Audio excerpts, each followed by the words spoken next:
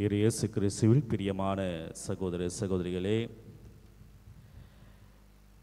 June மாதம் என்றாலே நமக்கு பரிச்சயமான ஒரு வார்த்தை யூனிஃபார்ம்.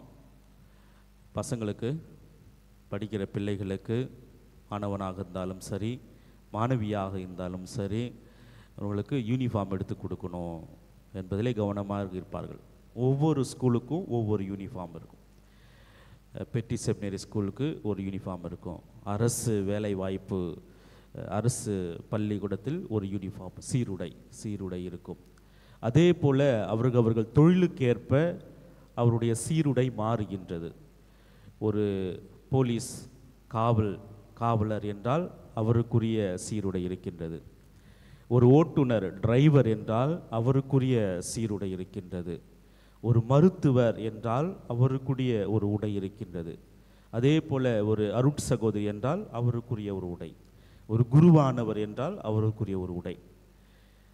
இந்த சீருடையை போல ஆண்டவராகிய இயேசு கிறிஸ்து யாரெல்லாம் இறைவனை நம்புகிறார்களோ, யாரெல்லாம் இறைவனுடைய ஆட்சிக்கு உட்பட விரும்புகிறார்களோ அவர்களுக்கெல்லாம் இந்த மத்தேயு எழுதிய நற்செய்தி இந்த மலைப்பொழிவிலே அவர் அறிவுறுத்துகின்றார்.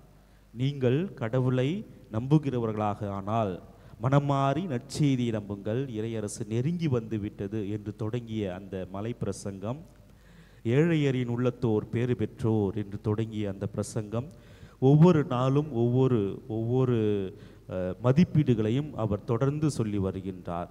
இந்த வாரம் முழுவதும் நாம் அதை கவனிப்போம், கேட்போம்.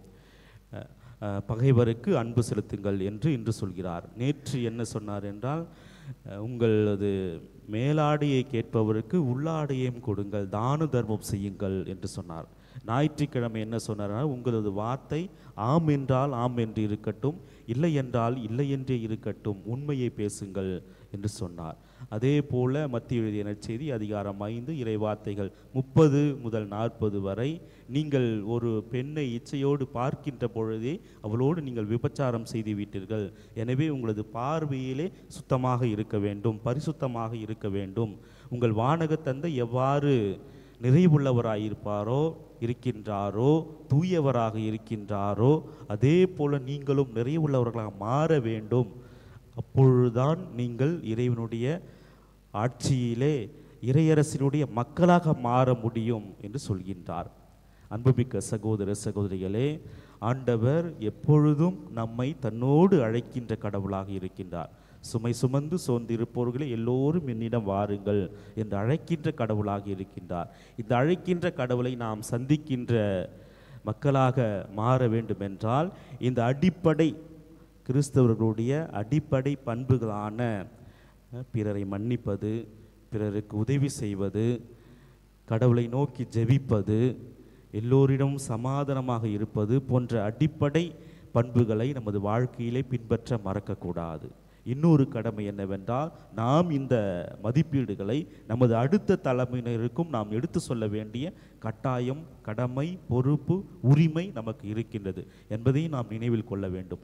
எனவே நமது விசுவாச வாழ்க்கையிலே இறைவனுக்கு ஏற்ற பிள்ளைகளாகவும் இறையரசை பரப்புகின்ற பிள்ளைகளாகவும் மாற வேண்டும் என்றால், நீங்கள் தினமும் மத்தேயு எழுதிய நற்செய்தி அதிகாரம் 5 வாசித்தாலே போதும். கடவுள் உங்களோடு பேசி ஒவ்வொரு நாளும் இந்த உலகத்திலே நீங்கள் அவருக்கு எவ்வாறு சாட்சிகளாய் வாழ வேண்டும், வாழ முடியும், வாழ வேண்டி இருக்கின்றது, கடமை இருக்கின்றது என்பதை நம் ஆண்டவர் இயேசு கிறிஸ்து இந்த மத்தேயு எழுதிய நற்செய்தி அதிகாரம் 5 நமக்கு சொல்லி தருகின்றார். எனவே ஒவ்வொரு நாளும் இறை வார்த்தையை வாசித்து அவருடைய குரலை கேட்கின்ற நல்ல ஆடுகளாக, இறையரசின் பிள்ளைகளாக வாழ இந்த திருப்பலியை தொடர்ந்து ஜெபிப்போம். எல்லாம் வல்ல இறைவன் நம் அனைவரையும் ஆசீர்வதிப்பாராக. ஆமேன்.